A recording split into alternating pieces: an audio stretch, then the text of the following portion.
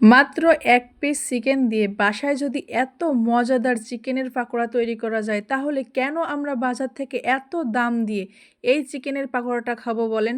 বাসায় যদি এত মজা করে বানানো যায়। আসসালামু আলাইকুম। তো প্রথমে আমি একটা বড় সাইজের ১ পিস চিকেন নিছি। চিকেনটা আমি এভাবে সুন্দর করে লম্বা লম্বা করে পাতলা পাতলা ফালি ফালি করে কেটে নিছি। তারপরে আমি এর ভিতরে একে একে সব ধরনের গুঁড়ো মশলা অ্যাড করছি। রাঁধুনি গুঁড়া, ধনিয়া গুঁড়া, শুকনো ঝালের গুঁড়া, হলুদের গুঁড়া, বাটা আদা, রসুন বাটা, তারপরে অল্প একটু সয়া সস দিয়ে স্বাদ অনুযায়ী লবণ দিয়ে সুন্দর করে কিন্তু চিকেনটা মাখিয়ে নিচ্ছি। এইভাবে সুন্দর করে মাখিয়ে কিন্তু কিছুটা সময় রেখে দিতে হবে।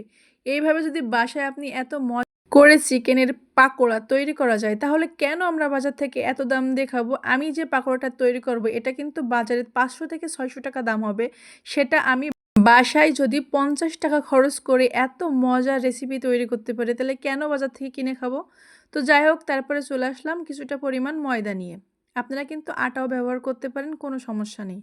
তারপরে আমি ওর ভিতরে একে একে সুন্দর করে সব রকমের গুঁড়ো মশলা অ্যাড করছি। ঝালের গুঁড়া, গরম মশলার গুঁড়া, ধনিয়া গুঁড়া, স্বাদ অনুযায়ী লবণ দিয়ে সুন্দর করে এভাবে মাখিয়ে নিচ্ছি। তারপরে কিন্তু অল্প অল্প করে এতে পানি দিতে হবে আর সুন্দর করে একটা ঝুরো ঝুরো ডো তৈরি করতে হবে। এটা কিন্তু পানি দেওয়ার সময় একদম একটু খেয়াল করে দিতে হবে। আমি কিন্তু এতটুকুই পানি দিছি। আপনারা যতটুকু আটা নেবেন কিংবা ময়দা নেবেন তার অনুযায়ী পানি নেবেন। তো তারপরে কিন্তু এভাবে সুন্দর করে হাত দিয়ে দিয়ে মেখে মেখে একটা ঝুড়ো তৈরি করে নিছি। তারপরে কিন্তু একটা সেকনির সাহায্যে এইভাবে সেই ঝুড়োগুলো এভাবে সেকে নিচ্ছি। এর যে মোটা মোটা যে অংশগুলো এটা কিন্তু আমি এক সাইড করে থবো, কারণ এটাই কিন্তু চিকেনের আসল একটা টেস্ট নিয়ে আসার জন্য উপাদান। তো যাই হোক, আমি সুন্দর করে সেঁকে নিতে এভাবে সেঁকে সেঁকে সবগুলো কিন্তু এই যে আরেকটা বাটিতে এভাবে উঠাই নিচ্ছি। এইভাবে অনেকটা করে নিছি। যেহেতু চিকেনের পিস কিন্তু অনেকগুলাই, ১ পিস বড় সাইজের চিকেনের পিস নেওয়ার পরে সেগুলো কতগুলো হয়েছে আপনারা তো দেখলেন।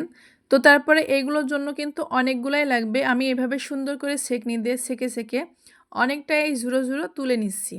তারপরে বাকি যে অংশগুলো থাকবে এটা কিন্তু একটা ব্যাটার তৈরি করে নেব, কারণ এই ব্যাটারটাও লাগবে। আটার সম্পূর্ণটাই কিন্তু লেগে যাবে, একটুও নষ্ট হবে না।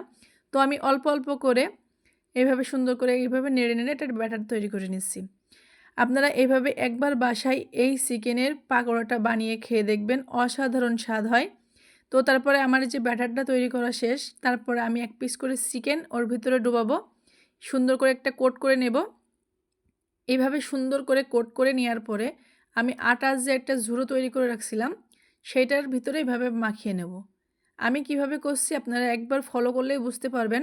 ভিডিওটা যদি আপনাদের কাছে ভালো লাগে তাহলে লাইক কমেন্ট শেয়ার করে পাশে পাশে থাকবেন। ধৈর্য ধরে যদি ভিডিওটা দেখেন আপনাদের অবশ্যই ভালো লাগবে, কারণ এইভাবে যদি বাসায় এত মজা করে চিকেনের পাকোড়া তৈরি করা যায়, বাসায় কিন্তু সবাই খেয়ে অনেক প্রশংসা করবে আর আপনি অনেক প্রশংসা পেতে পারেন।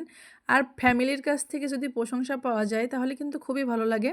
তো যাই হোক, সবগুলো এইভাবে কোট করে নেওয়া হয়ে গেছে। তারপরে কিন্তু আমি চলে আসলাম চুলায়। চুলায় ছোট্ট একটা কড়ার ভিতরে একে একে সবগুলো দিয়ে এইভাবে সুন্দর করে ভেজে নিচ্ছি। চুলার আঁচটা একটু লো রেখেছি। তারপরে এভাবে সুন্দর করে ভেজে নিচ্ছি। এক চান্সে যদি আমি চুলোর আঁচটা বাড়িয়ে দিই তাহলে কিন্তু খুব বেশি ভালো হবে না, কালারটা চলে আসবে, ওর ভিতরে মাংসটা কাঁচা থাকতে পারে। এই কারণে সুন্দর করে আস্তে আস্তে লো হিটে আমি চুলার আঁচটা রেখে এভাবে সুন্দর করে ভেজে নিছি। দেখেন কত সুন্দর কালার চলে আসছে। এবার কিন্তু উঠাই নেব।